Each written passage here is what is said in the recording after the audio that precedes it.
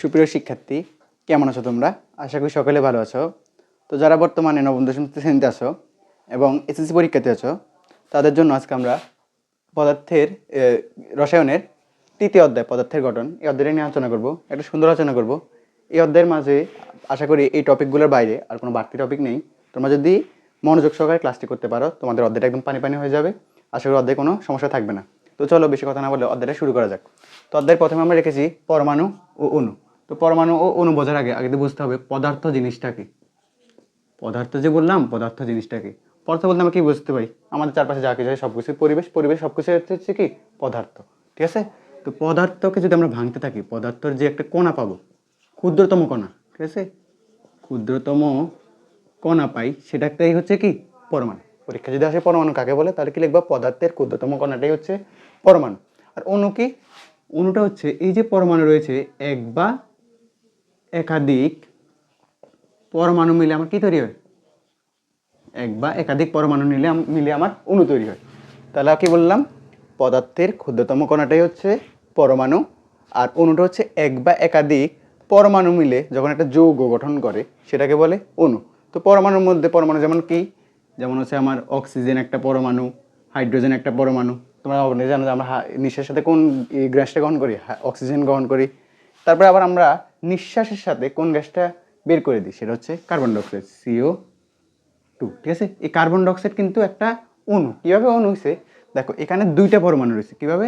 একটা হচ্ছে কার্বন আর একটা হচ্ছে অক্সিজেন। ঠিক আছে? তাহলে এই জিনিসটা হচ্ছে অণু। কেন অণু? কারণ এখানে দুইটা পরমাণু রয়েছে, আর এখানে হচ্ছে অক্সিজেন, সে একাই রয়েছে, সে একটা অণু, পরমাণু। আচ্ছা, তাহলে বলো তো O2 এটা কি হবে? এটা কি অণু হবে নাকি পরমাণু হবে? অবশ্যই আমি উত্তর বলার আগে তোমরা কমেন্টে জানাও ভিডিওটা পজ করে। তো O2টা হবে অণু। কেন? কারণ এখানে যদি ভাইয়া এখানে অক্সিজেন একটা থাকলেও অক্সিজেনের দুইটা পরমাণু রয়েছে। ঠিক আছে? অক্সিজেন সিঙ্গেল কয়টা পরমাণু রয়েছে? দুইটা পরমাণু রয়েছে। কিন্তু যদি অক্সিজেন শুধুমাত্র একটা সিঙ্গেল, তাহলে সেটা হচ্ছে পরমাণু। কিন্তু যখন O2, অক্সিজেন একটা গ্যাস, ঠিক আছে, সেটা হচ্ছে আবার অণু। তাহলে অণু এবং পরমাণু কনসেপ্টটা আশা করি ক্লিয়ার। তো চলো পরে আমরা দেখে নিই মৌলের প্রতীক। এই যে আমরা বললাম অক্সিজেন, হাইড্রোজেন, এই মৌলের প্রতীকগুলা জিনিসটা কি? মৌলের প্রতীকটাকে বোঝে আমরা, মৌলের যে প্রকাশক জিনিসটা রয়েছে সেটাই হচ্ছে মৌলের প্রতীক। মৌলের প্রতীক সাধারণত দুইটা ভাষায় প্রচলিত। একটা হচ্ছে ল্যাটিন, ঠিক আছে, আর একটা হচ্ছে ইংরেজি। ইংরেজি ইংরেজি ভাষাটাকে যেমন আমরা অক্সিজেনকে সংক্ষিপ্ত ভাষায় কি লিখি? ও লিখি। ঠিক আছে? অক্সিজেনের প্রতীক আমরা সবসময় কি অক্সিজেন লিখি XOYGEN? অক্সিজেন কি লিখি না? অক্সিজেন সংক্ষিপ্ত প্রতীকটা কি লিখি? ও লিখি। এই যে ওটাই হচ্ছে অক্সিজেনের প্রতীক। তারপর যেমন কার্বন, CARBON, কার্বনের হচ্ছে সি। ঠিক আছে? একই রকম নাইট্রোজেন বলো, হাইড্রোজেন বলো, এগুলো ইংরেজির ফর্মের সংক্ষিপ্ত রূপটাই হচ্ছে কি? সংক্ষিপ্ত রূপটা হচ্ছে মৌলের প্রতীক। অক্সিজেন পরমাণুকে বলা হয় প্রকাশক বা প্রতীকটা হচ্ছে ও, কার্বনের প্রতীকটা হচ্ছে সি। আর ল্যাটিন ভাষা কোনগুলা? যেমন হচ্ছে নিউট্রাম। নিউট্রাম হচ্ছে কি? এটার বাংলা নামটা মনে রাখবে, এটাকে বলা হয় সোডিয়াম। এটা হচ্ছে ল্যাটিন ভাষা। ঠিক আছে? Na, এটা হচ্ছে কি? কপার, ক্রোমিয়াম, কপারিয়াম। ঠিক আছে? Cu। আর হচ্ছে ক্যালিয়াম হচ্ছে কি? এটা হচ্ছে ক্যালসিয়াম, সি। ক্যালসিয়ামকে প্রকাশ করা হয় কে দ্বারা? ঠিক আছে? অবশ্যই মনে রাখবা ক্যালসিয়াম, কপার, সোডিয়াম। আর অক্সিজেন হচ্ছে ও, কার্বন হচ্ছে কি? আর হাইড্রোজেন HYDROGEN, হাইড্রোজেন হচ্ছে H ফর হাইড্রোজেন। ঠিক আছে? আশা করি মৌলের প্রতীকটাও বোঝা গেছে। এখন আসো পরমাণুর ভিতরে কণা। আসলে বিজ্ঞানীরা প্রথমে যে ডেমোক্রিটাস ছিলেন, তিনি দেখেছেন যে পদার্থের ক্ষুদ্রতম কণাটাই হচ্ছে পরমাণু। পরমাণুটিকে অবিভাজ্য করা অসম্ভব। ডেমোক্রিটাস এটা ধরে নিয়েছিলেন, কিন্তু পরবর্তী বিজ্ঞানীরা কি করছেন? দেখলেন যে না, পরমাণুই শুধুমাত্র একমাত্র মৌলিক কণা, অবিভাজ্য না। পরমাণুকে পরবর্তীতে ভাঙা যায়। পরমাণুতে ভাঙলে তিনটা আরও মৌলিক কণা পাওয়া যায়। সেটা হচ্ছে কি? ইলেকট্রন, প্রোটন আর হচ্ছে নিউট্রন। আমি তিনটা জিনিস লিখেছি, ইলেকট্রন, প্রোটন, নিউট্রন। তো পরমাণুর ভিতরে এগুলো কীভাবে থাকে? একটা চিত্র আঁকলে সহজে বুঝতে পারবা। মনে করো এটা হচ্ছে একটা কি আঁকি? একটা অক্সিজেনের একটা চিত্র আঁকি।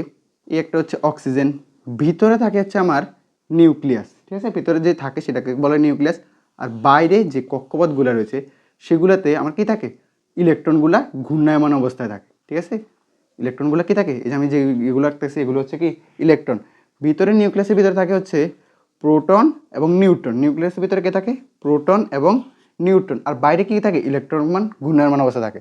তো অবশ্যই কী কী থাকে? পরমাণুর ভিতরে কণাগুলো হচ্ছে electron, E for electron, P plus for proton, N for neutron. তো এখানে পরীক্ষায় যে প্রশ্নগুলো সবচেয়ে বেশি আছে সেটা হলো ইলেকট্রনের চার্জ, আদান, ভর, ঠিক আছে? প্রোটনের চার্জ, আদান, ভর, আপেক্ষিক আদান। তো ইলেকট্রনের মনে রাখবা চার্জ হচ্ছে ঋণাত্মক। ইলেকট্রনের চার্জ হচ্ছে ঋণাত্মক, যেটার মান হচ্ছে -1.67 ইন্টু 10⁻⁻19 কুলম্ব। একই রকম প্রোটন হচ্ছে ধনাত্মক। প্রোটনের চার্জটা হচ্ছে ধনাত্মক হচ্ছে +1.67 ইন্টু 10⁻⁻19 কুলম্ব। দেখতে পাচ্ছ যে দুইটা আদানির চার্জই কিন্তু কি সমান, কিন্তু একটা অপরটার বিপরীত। একটা হচ্ছে ইলেকট্রনটা হচ্ছে ঋণাত্মক আর প্রোটনটা হচ্ছে কি ধনাত্মক, ঠিক আছে? আরেকটা রয়ে গেছে, সেটা হচ্ছে নিউট্রন। নিউট্রনের চার্জ হচ্ছে 0। এটা অবশ্যই মনে রাখবা, মাঝে মধ্যে আসে কিন্তু প্রশ্ন, নিউট্রনের চার্জ কত, ঠিক আছে? তো আবার কি বললাম, পরমাণুর ভিতরে যে কণাগুলো থাকে ইলেকট্রন, প্রোটন, নিউট্রন। ইলেকট্রনের চার্জ হচ্ছে ঋণাত্মক, ই মাইনাস, ঠিক আছে? ইলেকট্রনের চার্জ হচ্ছে ঋণাত্মক -1.67 ইন্টু 10⁻⁻19 কুলম্ব। প্রোটনের চার্জ হচ্ছে ধনাত্মক +1.67 ইন্টু 10⁻⁻19 কুলম্ব। আর নিউট্রনের চার্জ হচ্ছে 0, ঠিক আছে? আপেক্ষিকভাবে ইলেকট্রনের ভর ধরা হয় 0, প্রোটনের ভর ধরা হয় 1 এবং নিউট্রনের ভর ধরা 1, ঠিক আছে? এটা মনে রাখবা, আপেক্ষিকভাবে। এজন্য আপেক্ষিকভাবে যেহেতু ইলেকট্রনের ভর 0, তাই প্রোটন এবং নিউট্রনের ভরটাই পুরো পরমাণুর ভর হিসেবে বিবেচিত করা হয়। তো পরে দেখো কি দেখাছে এখানে দিছি। সোডিয়াম আঁকলাম, সোডিয়ামের উপরে কিছু 23 দিলাম, 11 দিলাম। লিথিয়াম আঁকলাম, লিথিয়ামের উপরে 7 দিলাম, 3 দিলাম। বেরিলিয়াম আঁকলাম, বেরিলিয়ামের 9 দিলাম, 4 দিলাম। আসলে এগুলো কোত্থেকে পাইবা? এগুলো পাইবা হচ্ছে তোমাদের পর্যায় সারণী গেলে, পরের অধ্যায়ে গেলে তোমরা এগুলো সুবিস্তৃত আলোচনা পাবা। তো চলো আমরা সংক্ষেপে একটা বর্ণনা করে দিই। ইতে উপরে 23 যেটা রয়েছে এটাকে বলা হয় ভর সংখ্যা, আর নিচে যেটা রয়েছে এটাকে বলা হয় পারমাণবিক সংখ্যা। তাহলে কি লিখছি? সোডিয়াম, এটা কিন্তু Na ফর সোডিয়াম। সোডিয়ামের উপরে যেটা থাকে সেটা হচ্ছে ভর সংখ্যা। শুধু সোডিয়াম না, যে কোনো মৌলের উপরে যে সংখ্যাটা থাকে সেটাকে বলা হয় ভর সংখ্যা, আর নিচের সংখ্যাটা বলা হয় পারমাণবিক সংখ্যা। তো পারমাণবিক সংখ্যার আরেকটা নাম আছে, সেটা হচ্ছে প্রোটন সংখ্যা, ঠিক আছে? তো দেখো, তাহলে আমরা সোডিয়ামের একটা জিনিস অবশ্যই দেখতে পাই, যদি প্রশ্ন আছে সোডিয়ামের প্রোটন সংখ্যা কত, বা সোডিয়াম মৌলতে কতটি প্রোটন রয়েছে, বা সোডিয়াম পরমাণুতে কতটি প্রোটন রয়েছে, কীভাবে বের করবা? ওই যে সোডিয়ামের নিচে কত দেওয়া আছে সেটা দেখলে দেখা যাচ্ছে সোডিয়ামের 11টি প্রোটন রয়েছে। আর একটা জিনিস মনে রাখবা, একটা পরমাণুতে বা একটা মৌলতে যতগুলা ইলেকট্রন থাকে ততগুলো প্রোটন থাকে। কি বললাম? যতগুলো ইলেকট্রন থাকে ততগুলা প্রোটন থাকে। তাহলে প্রোটন সংখ্যা যদি হয় 11, তাহলে ইলেকট্রন সংখ্যা কত হবে? নিশ্চয়ই 11 হবে। আর নিউট্রন সংখ্যা বের করার একটা সূত্র আছে। ভর সংখ্যাকে মনে রাখবে ইংরেজিতে এ দ্বারা প্রকাশ করা হয়, ঠিক আছে? আর এখানে প্রোটন সংখ্যাকে মনে করো আমরা জেড দ্বারা প্রকাশ করলাম, ঠিক আছে? তাহলে ভর সংখ্যার সূত্রটা হলো এ ইকুয়াল জেড প্লাস এন, অর্থাৎ ভর সংখ্যা নির্ণয়ের সূত্র হলো প্রোটন সংখ্যা এবং পারমাণবিক সংখ্যার যোগফলকে বলা হয় ভর সংখ্যা। যদি প্রশ্ন আসে দেখতে পারবা। তো এখান থেকে আমরা সোডিয়ামের প্রোটন সংখ্যাটা নির্ণয় করি। দেখো, সোডিয়ামের বেলায় আমার ভর সংখ্যা হচ্ছে 23 আর প্রোটন সংখ্যা দেওয়া আছে 11 প্লাস এন। আমরা নিউটন সংখ্যাটা বের করবো, সেজন্য নিউটন এন লিখে রাখলাম। বা লেখা যায় 11 প্লাস এন ইকুয়াল 23, বা লেখা যায় এন ইকুয়াল 23 মাইনাস 11, বা এন ফর 23 থেকে 11 গেলে হচ্ছে 12। সুতরাং সোডিয়ামের কয়টি নিউট্রন সংখ্যা রয়েছে? সোডিয়ামের 12টি নিউট্রন সংখ্যা রয়েছে। তোমরা ছোট ছোট ক্যালকুলেশন কিন্তু পরীক্ষায় বারবার আসে, ঠিক আছে? আবার দেখো কি লিখলাম, সোডিয়ামের ভর সংখ্যা আর হচ্ছে পারমাণবিক সংখ্যার নামটাই হচ্ছে প্রোটন সংখ্যা। তার কতটি প্রোটন রয়েছে? 11টি প্রোটন রয়েছে। তাহলে নিউট্রনটা কীভাবে বের করবা? ওই যে ভর সংখ্যা থেকে প্রোটন সংখ্যাটা বিয়োগ করে দিবা, তাহলে তোমার কি বের হয়ে যাবে? ওই যে নিউট্রন সংখ্যাটা বের হয়ে যাবে। তো তোমাদের বাকি কাজটা লিথিয়ামটা আমি করে দিব, বেরিলিয়ামটা তোমরা বের করবা। তো দেখো, লিথিয়াম আগের দিকটা মুছে দিই, তাহলে সহজ হবে। তাহলে আমরা লিথিয়ামেরটা করি। দেখো আমরা সূত্র কি জানি, এ ইকুয়াল জেড প্লাস এন, ঠিক আছে।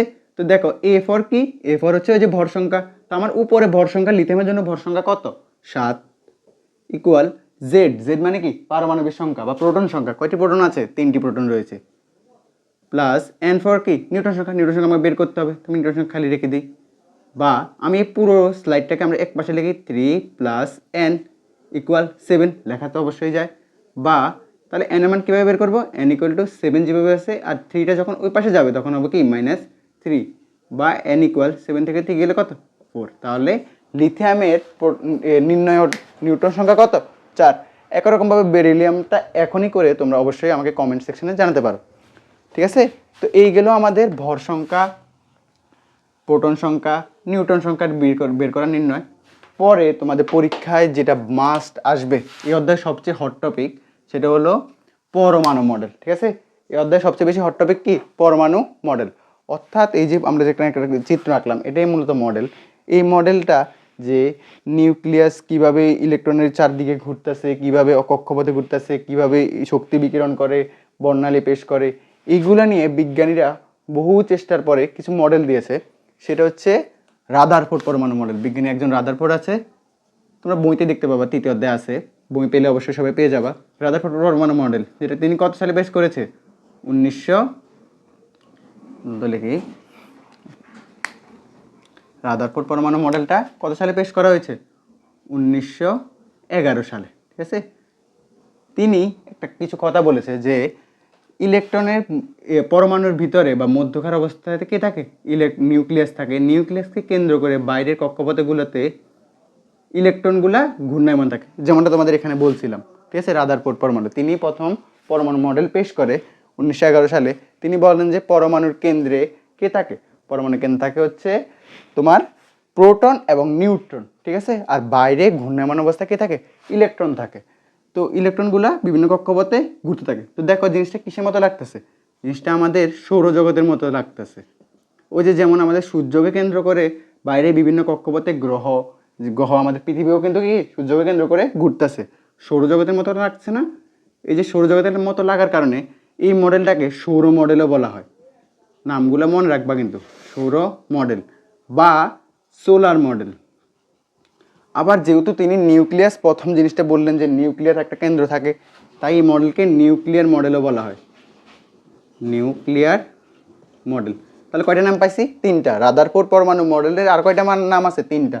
সৌর মডেল বলা হয়, কেন বলা হয় সেটা তো বুঝতে পারছো, প্রশ্ন কিন্তু খতে আসে যে রাদারফোর্ড পরমাণু মডেলকে কেন সৌর মডেল বলা হয়। ব্যাখ্যাটা যদি দাও তাহলে কীভাবে দিবা, ও যে তিনি যেহেতু ব্যাখ্যা দিয়েছেন যে এই নিউক্লিয়াসকে কেন্দ্র করে বিভিন্ন কক্ষপথে বা অরবিটে কী করে আমার ইলেকট্রনগুলো ঘূর্ণায়মান থাকে।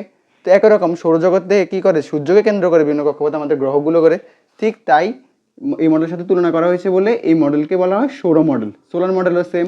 আর নিউক্লিয়ার মডেল এই রাদারফোর্ড পরমাণু মডেলের মান, সালটা অবশ্যই মনে রাখবা কত সালে, 1913 সালে। তো যখন তিনি যেহেতু প্রথম তিনি এই পরমাণু মডেলটা পেশ করেছে, তো তার কিছু কী রয়েছে, সীমাবদ্ধতা রয়ে গেছে। সীমাবদ্ধ মানে কি, তার কিছু ভুল রয়ে গেছে, যে তিনি কি দিতে পারেন নাই, তিনি যে ইলেকট্রনগুলো যে ঘুরে তার নির্দিষ্ট কক্ষপথের একটা আকার দিতে পারেন নাই। দেখো রাদারফোর্ড পরমাণু 1911 সালে তিনি প্রথম মডেল যেহেতু পেশ করেছে, তাই তার অনেক ভুল রয়ে গেছে। ভুলগুলোকে আমাকে বলে থাকি, সীমাবদ্ধতা বলে থাকি। সীমাবদ্ধতা রয়েছে যেমন কি তিনি ইলেকট্রনের একটা সুনির্দিষ্ট কক্ষপথ দেন না, যে ইলেকট্রনগুলো কি বৃত্তাকার কক্ষপথে ঘুরে নাকি উপবৃত্তাকার কক্ষপথে ঘুরে। যেমন আমাদের সৌরজগতে আমাদের গ্রহগুলো কি কি কক্ষপথে ঘুরে, উপবৃত্তাকার কক্ষপথ আকার, অর্থাৎ কমলা লেবুর আকার মতো ঘুরে, ঠিক আছে, একটু চ্যাপ্টার মতো ঘুরে, ঠিক আছে, ডাইরেক্ট বৃত্তাকার না। একই রকম তিনি কিন্তু এখানে বলেন নাই যে কীভাবে ঘুরে।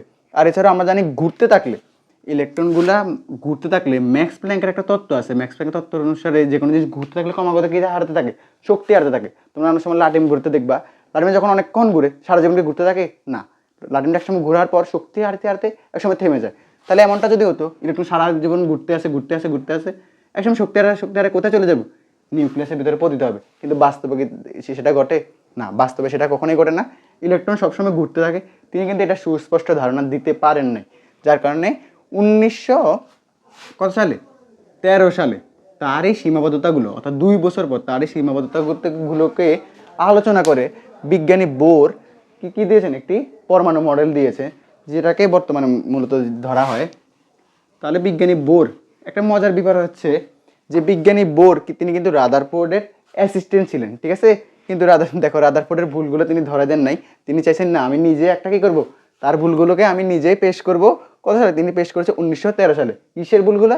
রাদারফোর্ড পরমাণু মডেলের যে সীমাবদ্ধতা রয়েছে বা স্বীকার্যগুলো রয়েছে সেইগুলাকে তিনি উপস্থাপন করেছে। যেমন ইলেকট্রনগুলা নির্দিষ্ট কক্ষপথে ঘুরে, সেই কক্ষপথগুলোকে বলা হয় অরবিট, শেল, ঠিক আছে। এগুলো বিভিন্ন নাম আছে। বা স্থির কক্ষপথ, এই যে আমি বললাম, সরি তাদের বললাম এই যে রাদারফোর্ড তিনি তো বলতে পারেন না যে ইলেকট্রনগুলো কীভাবে কক্ষপথে ঘুরে বা কোন কক্ষপথে ঘুরে, ঠিক আছে। তো বোর বলছেন না এগুলা কিভাবে ঘুরে, কিছু কক্ষপথ, নির্দিষ্ট কক্ষপথ রয়েছে, সেই কক্ষপথ অনুসারে ঘুরে, যেটাকে বলা হয় অরবিট বা শেল। তোমরা কিন্তু বইতে আরও ভালোভাবে বিস্তারিত পেতে, অবশ্যই বই পেলে দেখবা, ঠিক আছে। রাদারফোর্ড পরমাণু মডেল এবং বোর পরমাণু মডেল তোমাদের বইতে কিন্তু এগুলো, এই গাইডে কিন্তু দেখবে এগুলো নিয়ে প্রশ্ন আসে, ঠিক আছে। তো যারা বর্তমানে এসএসসি 25 পরীক্ষা দিবা, পরীক্ষার্থী রয়েছে, তারা অবশ্যই এই যে মাস্ট এই দুইটা টপিক কিন্তু পড়ে যাবে। তো চলো আমরা আলোচনা করি। তো আরেকটা যেমন রাদারফোর্ড পরমাণু মডেলে ভুল ছিল কি, ওই যে শক্তি হারাতে হারাতে হারাতে ক্রমাগত কোথায় হ্রাস পাবে, ইলেকট্রন নিউক্লিয়াসের উপর পতিত হবে। বোর পরমাণু বলছেন না, ইলেকট্রনগুলো কী করে, ধরো আমি একটা ইলেকট্রন আঁকি, পরমাণু মডেল আঁকি, বিভিন্ন কক্ষপথে ঘুরতে থাকে, ঠিক আছে। তো ইলেকট্রনগুলো কী করে, যখন শক্তি উচ্চ শক্তি স্তরে নিম্ন শক্তি স্তরে গমন করে, আবার নিম্ন শক্তি স্তর থেকে কী করে উচ্চ শক্তি স্তরে গমন করার মাধ্যমে শক্তির আদান প্রদান হয়ে থাকে, ঠিক আছে। ইলেকট্রনগুলো কখনোই কী হয়, শক্তি মনে করে হ্রাস পাবে না। কেন? কারণ ওই যে শক্তির প্রয়োজনে সে নিচের কক্ষপথে যায়, আবার নিচের কক্ষপথ থেকে আবার কি যারা শক্তি সম্পন্ন তারা উপরের কক্ষপথে চলে যায়, ঠিক আছে। তো তিনি একটা সূত্র প্রদান করেছেন যে n=1 হলে, অর্থাৎ n ইজ ইকুয়াল, nটা হচ্ছে কি কক্ষপথ ইকুয়াল 1 হলে কে প্রধান শক্তি স্তর, n=2 হলে, এগুলো কিন্তু শক্তি স্তর, এটা হচ্ছে প্রথম ধরি, এটা কিন্তু 2 ধরলে তাহলে এটার নাম হচ্ছে কে, এটার নাম হচ্ছে এল, ঠিক আছে। 2টা হলে এল, n4 3টা হলে সেটা হচ্ছে এম, মানে আরেকটা কক্ষপথ আর কি, তাহলে এটাকে বলা হবে এম। যদি আরও একটা আঁকি তাহলে সেটাকে বলা হবে এন, তাহলে এন যদি 4 হয় তাহলে সেটাকে বলা হবে এন, ঠিক আছে। আশা করি বুঝতে পারতেছো। যদি কঠিন লাগে আবার পজ করে আরেকবার দেখবা। কি বলা হয়েছে, এন যদি কক্ষপথ যদি একটা হয় সেটাকে বলা হয় কে প্রধান শক্তি স্তর, এন যদি 2 হয় সেটাকে বলা হয় এল প্রধান শক্তি স্তর, এন যদি 3 হয় সেটাকে বলা হয় এম প্রধান শক্তি স্তর, আর এন যদি 4 হয় সেটাকে বলা হয় এন প্রধান শক্তি স্তর। তো তিনি আরও কিছু সূত্র প্রদান করেছেন যে ইলেকট্রন এক শক্তি স্তর থেকে অন্য শক্তি স্তরে যায়, তখন ইলেকট্রন একটা বেগ থাকে, ইলেকট্রন একটা ভর থাকে, নিশ্চয় জানো। তো এটার জন্য তিনি একটা চমকপ্রদক সূত্র আবিষ্কার করেন, সেটা হচ্ছে mv/NH/2π। সূত্রটা কিন্তু মাঝে মধ্যে প্রশ্ন আসে, ঠিক আছে, যে ইলেকট্রনের বেগ নির্ণয় করো, ইলেকট্রনের ভরটা নির্ণয় করো, ইলেকট্রনের ব্যাসার্ধটা নির্ণয় করো, কক্ষপথের ব্যাসার্ধ নির্ণয় করো। তো এখানে দেখো এমটা কি, এমটা হচ্ছে ইলেকট্রনের ভর, ঠিক আছে। বিটা কি, ইলেকট্রন যে ঘুরতেছে তার বেগ। আরটা হচ্ছে কক্ষপথের ব্যাসার্ধ, কক্ষপথের ব্যাসার্ধ। এনটা কি, ওই যে আমার কত নম্বর কক্ষপথ, যদি 1 হয় তাহলে এনের মান হচ্ছে 1, যদি 2 হয় এনের মান হচ্ছে 2। আর এসটা মনে রাখবা, এটা হচ্ছে ম্যাক্স প্ল্যাঙ্ক ধ্রুবক, বইটির মান দেওয়া আছে। আর পায়ের মান তো সবাই জানো 3.1416, ঠিক আছে। তো আমি পুরোটা একবার রিভাইজ করে দিই। সেটা হচ্ছে পরমাণু শিখলাম, আমরা অধ্যায় শিখলাম পরমাণু কাকে বলে, পদার্থের ক্ষুদ্রতম কণাটা হচ্ছে পরমাণু। অণু হচ্ছে এক বা একাধিক পরমাণু মিলে কি তৈরি হয়, এক বা একাধিক পরমাণুর সমন্বয়ে গঠিত যৌগটাই হচ্ছে অণু। তারপর মৌলের প্রতীক সাধারণত 2টি ভাষায় প্রচলিত, সেটা হচ্ছে ল্যাটিন ভাষা, ইংরেজি ভাষা। ল্যাটিন ভাষা কিছু লিখলাম, যেমন এখানে নিউট্রিয়াম, ঠিক আছে, কিন্তু আমরা এটাকে বলে থাকি সোডিয়াম, নিউট্রিয়াম না, সোডিয়াম ফর এন। তারপর হচ্ছে কপারিয়ামকে বলে আমরা কপার বলে থাকি Cu। তারপর হচ্ছে ক্যালসিয়াম, এটাকে বলা হয় ক্যালিয়াম, ল্যাটিন ভাষা হচ্ছে ক্যালিয়াম, যেটাকে কে ফর। আর ইংরেজি ভাষা হচ্ছে অক্সিজেন, ডাইরেক্টগুলো দেওয়া আছে অক্সিজেন ও, কার্বনের সি, হাইড্রোজেনের এইচ। তারপর হচ্ছে পরমাণুর ভিতরকার কণা, পরমাণুর ভিতরে কী থাকে, ইলেকট্রন থাকে, প্রোটন থাকে, নিউট্রন থাকে। কিন্তু ইলেকট্রন প্রোটনকে আর বিভাজ্য করা সম্ভব নয়। ইলেকট্রনের চার্জটা হচ্ছে ধনাত্মক, এগুলো কি লিখেছি, চার্জ, ইলেকট্রনের চার্জ হচ্ছে ধনাত্মক, যার মান হচ্ছে -1.67 × 10⁻⁹ কুলম্ব। প্রোটনের চার্জ হচ্ছে ধনাত্মক, যেটার মান হচ্ছে +1.67 × 10⁻⁹ কুলম্ব। আর নিউটনের চার্জটা হচ্ছে 0। তো আপেক্ষিক ভর ধরা হয়, ইলেকট্রনের ভরটা ধরা হয় 0, প্রোটনের চার্জ ধরা হয় 1 এবং নিউটনের চার্জ ধরা হয় 1। যেহেতু প্রোটন এবং নিউটনের চার্জ 1 এবং ইলেকট্রনের ভর 0, তাই পুরো পরমাণুর ভর এবং প্রোটন এবং নিউটনের ভরের সমতুল্য। তারপরে শিখলাম হচ্ছে ভর সংখ্যা নির্ণয় বা প্রোটন সংখ্যা নির্ণয়। তো ভর সংখ্যা প্রোটন সংখ্যা থেকে কীভাবে নিউটন সংখ্যা নির্ণয় করা তোমরা অবশ্যই দেখবা, ঠিক আছে। এটা কিন্তু বাড়ি কাজ দিয়েছি, ঠিক আছে? এটা অবশ্যই কমেন্ট সেকশনে জানাবে যে এটার উত্তর কত হয়। কি কি উত্তর বলতে এখানে হচ্ছে নিউটন সংখ্যা, বেরিলিয়াম বিই ফর কি বেরিলিয়ামের নিউটন সংখ্যা কত হয় সেটা অবশ্যই জানাবা। তারপর পরমাণু মডেল, যেটা অবশ্যই স্টার চিহ্ন দিয়ে দেখবা। তারপর পরমাণু মডেল কত সালে আবিষ্কৃত হয়েছে, তারপর পরমাণু মডেলের মধ্যে তার মনে করো তার সাফল্যটা কি, ঠিক আছে? তিনি কি কি বলতে চেয়েছেন, তারপর তার মডেলটাকে কেন সোলার মডেল বলা হয়, ঠিক আছে? বোর পরমাণু মডেল কত সালে আবিষ্কার হয়েছে, বোর পরমাণু মডেলে কয়টি সূত্র আছে, কি কি এন যদি 1 হয় কত প্রধান শক্তি স্তর। তো আমরা পরবর্তী ক্লাসগুলোতে আমরা আরেকটা ক্লাস নিতে হবে, যেহেতু পরবর্তী ক্লাসগুলোতে যেহেতু ভিডিও লেন্থ অনেক বড় হয়ে যাচ্ছে, তাই আমরা চাইতেছি একটা ভিডিওতে না করে তোমাদের জন্য 2টা ভিডিওতে পেশ করব, ঠিক আছে? তো পরবর্তী ক্লাসগুলোতে আমরা পরমাণুর ইলেকট্রন বিন্যাসটা দেখব, ইলেকট্রন বিন্যাসের নীতিটা কেমন হয়, আর আইসোটোপ, এই আইসোটোপ নিয়ে বারবার প্রশ্ন হয়ে থাকে, অবশ্যই দেখবা, ঠিক আছে? তো আজকে এতটুকুই। আর তোমাদের সবাইকে অবশ্যই একটা রিকোয়েস্ট থাকবে, সেটা হচ্ছে যে যেখান থেকে দেখো ভিডিওটা যদি অবশ্যই একটু ভালো লাগে অবশ্যই তোমাদের ফ্রেন্ডের মাঝে একটু শেয়ার করে দিবা, ঠিক আছে? আর হচ্ছে অবশ্যই লাইক কমেন্ট শেয়ার করবা, বন্ধুদের মাঝে শেয়ার করে দিবা। তো এতটুকুই, ধন্যবাদ সবাইকে।